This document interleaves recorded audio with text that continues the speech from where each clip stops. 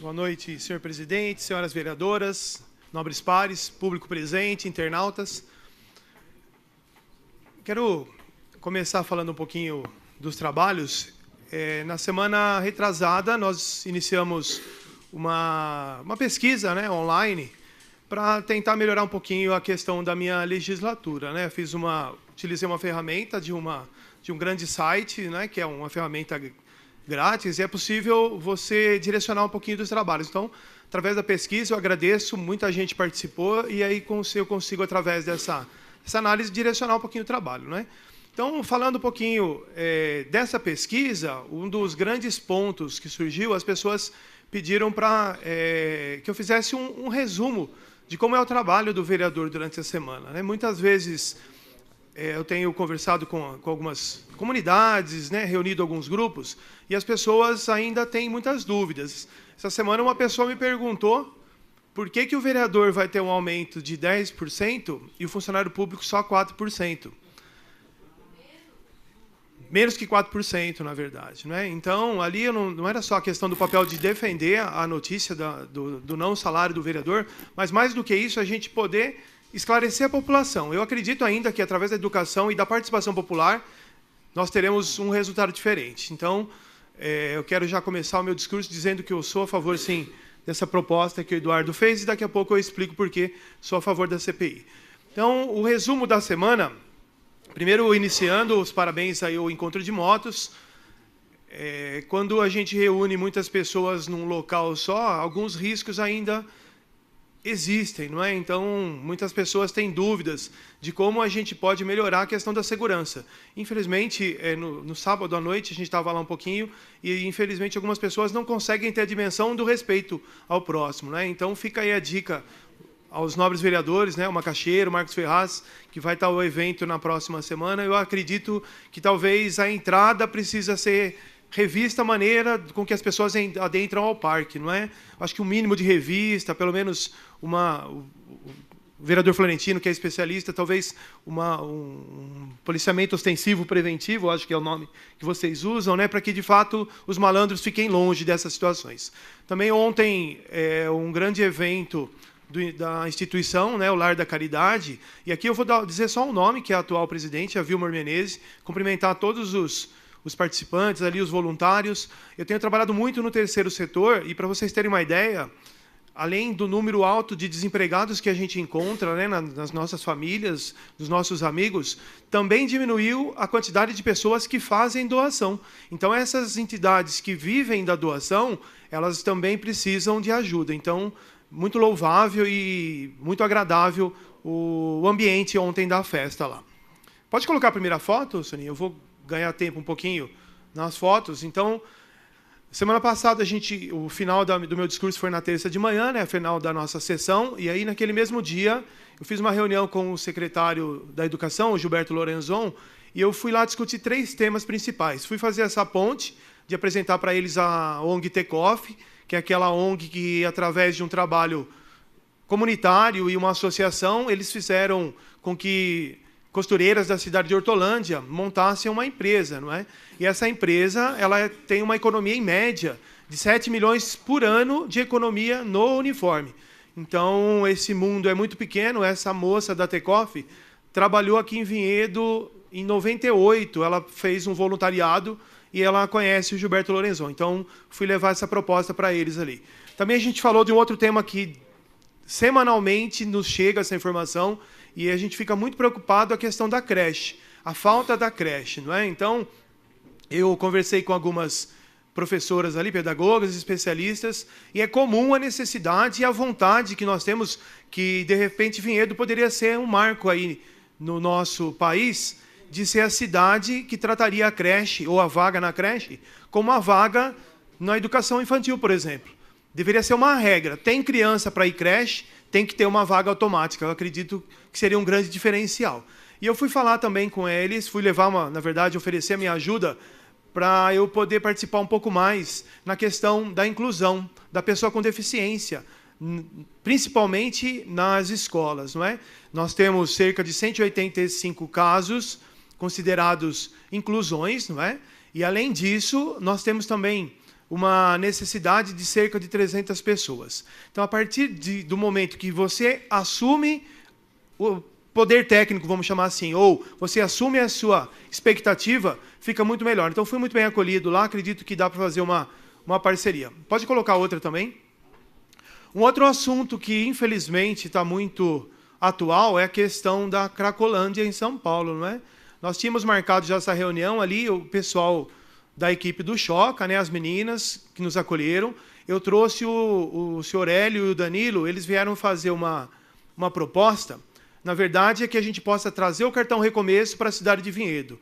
O projeto Cartão Recomeço é um projeto do governo do estado que ele precisa com que a cidade ela abra as portas para que o projeto entre na cidade, não é? Então, a grande preocupação, e surgiu de uma aclamação, vamos chamar assim, dos moradores, dos meus vizinhos ali, do Altos do Morumbi e do Vida Nova. Diariamente, quando você sai da sua casa, seja da Capela, seja qualquer um dos bairros que pega a estrada da Capela, nós passamos um momento de tensão quando a gente passa na frente do abrigo. As pessoas que estão ali, elas precisam de um diferente tratamento. Não é? Não vou entrar no mérito aqui da questão técnica, mas ficou muito claro que o que aconteceu em São Paulo não é um bom exemplo, não é?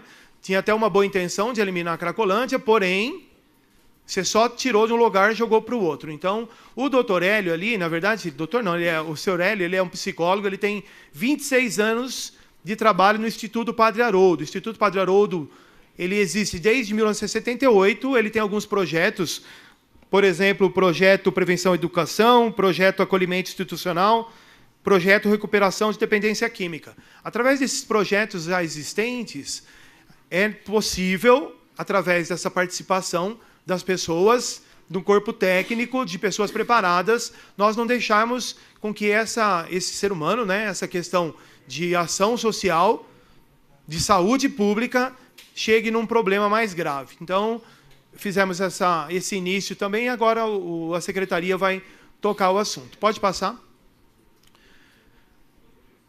Esse outro assunto, a questão dos boatos na internet, é um projeto que eu tenho feito com os meus alunos e eu percebo que precisamos cuidar disso com carinho, porque eu acredito que a médio prazo ou a longo prazo, essa questão do boato pode cada vez mais se tornar um problema. Só para a gente recordar, no ano passado, infelizmente, aconteceu um caso muito grave no litoral de São Paulo, na cidade de Guarujá, que uma moça foi acusada indevidamente, que ela tinha lá umas práticas macabras, etc., e ficou provado que ela foi espancada até a morte e, infelizmente, ela não tinha nenhum problema com aquele boato, não é?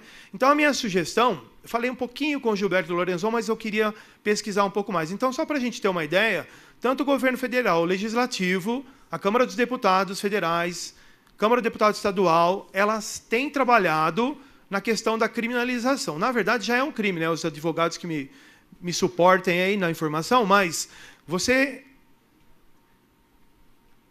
prejudicar a honra de alguém ou você difamar alguém, nós sabemos o quanto que isso é um problema.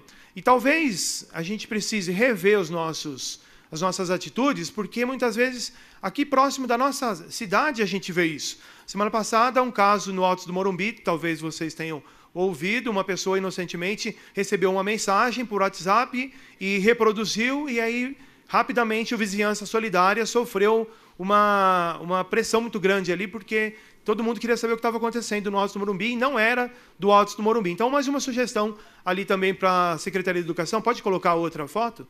De repente, um projeto, né? O que é a verdade e o que é a mentira? O que de fato o ser humano precisa de informação ou não?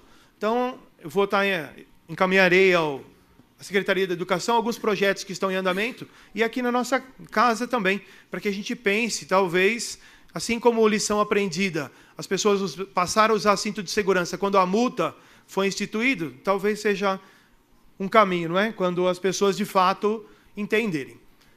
Para usar esses últimos minutos da minha fala, eu quero só retomar um pouquinho a questão do servidor público.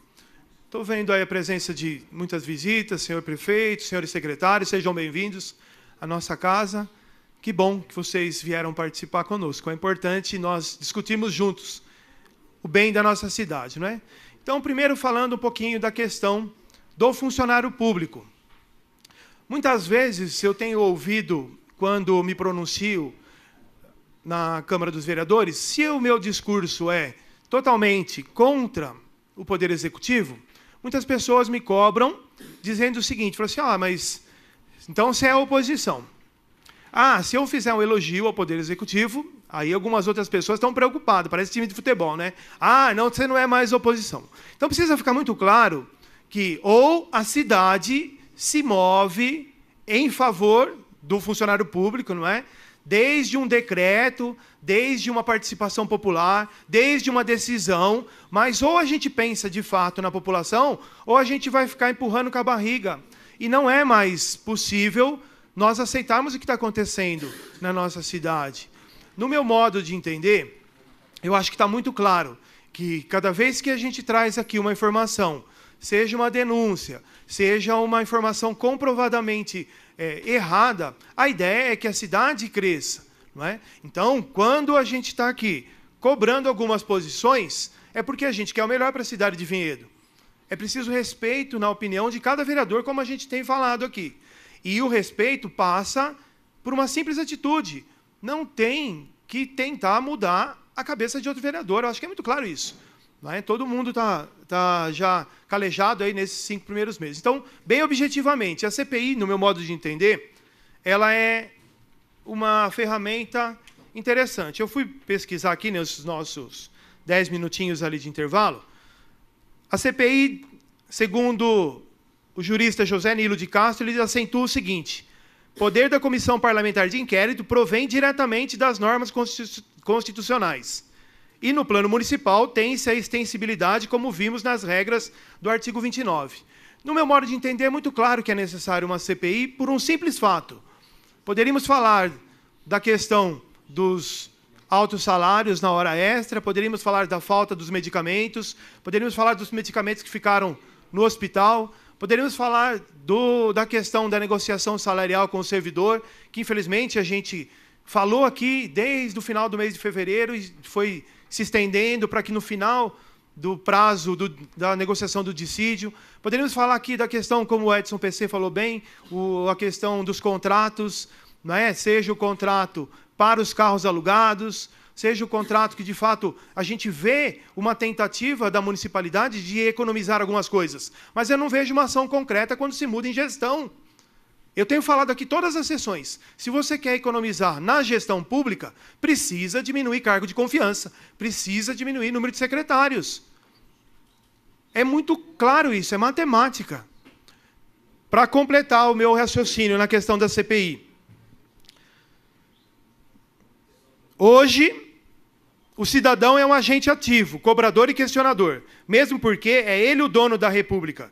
Esse sentimento contra a impunidade foi esculpido na lei maior pelos legisladores constituintes, através da previsão de instrumentos para fiscalização, investigação e punição dos atos contrários à moral, à legalidade pública, entre os quais tem se destacado a CPI, Comissão Parlamentar de Inquérito. Então, como recurso verdadeiramente jurídico dessa casa, eu sou totalmente a favor de uma comissão parlamentar de inquérito, porque, infelizmente, quando o resultado ficou claro que as informações eram errôneas, a única maneira é a gente usar o poder da CPI como um poder de judiciário. Então, eu quero, oficialmente, assinar o documento que o Edu propôs e agradecer a presença de todos vocês. Acredito que a gente poderia, mais uma vez, ter resolvido esse fato se as informações tivessem vindo quando a gente protocolou vários requerimentos. Felizmente chegou agora e eu acredito e eu peço, assim como o Edson PC tem falado várias vezes, a população é realmente a detentora da decisão. Eu estou aqui para defender os meus eleitores. Eu tenho certeza que os meus eleitores não veriam problema nenhum da gente usar uma CPI para analisar. Se tiver alguma coisa errada, vai aparecer. Se tiver tudo certo, qual o problema de fazer uma CPI? Por essa noite é só.